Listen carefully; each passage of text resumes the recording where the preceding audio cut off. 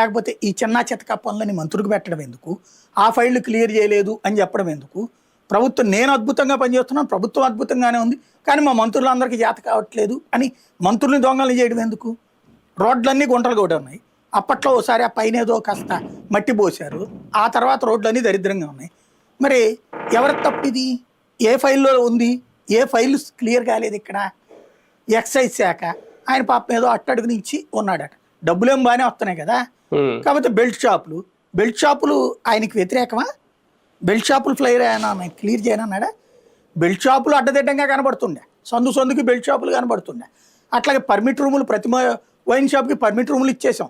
బార్లు విచ్చలవిడిగా ఉన్నాయి.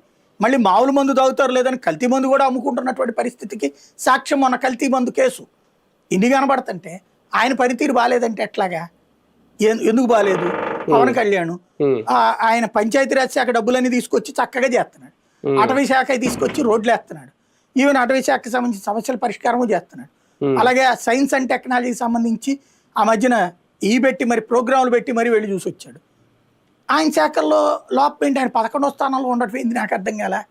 అలాగే లోకేష్ నిరంతరం పర్యవేక్షిస్తున్నాడు, ఆయన 9వ స్థానంలో ఉండటం ఏంటి? పొద్దున్న లేచిన దగ్గర నుండి రోజుకి 200 సార్లు ఉపన్యాసం ఇస్తారు చంద్రబాబు, ఆయన 6వ స్థానంలో ఉండటం ఏంటి? ఈ ర్యాంకులు వేసేవాడు ఎవడైనా మాస్టర్ దిద్దుతాడు, స్టూడెంట్ దిద్దుతున్నారు వీళ్ళకి. అదే కదా రివర్స్ అవుతుంది. అధికారులు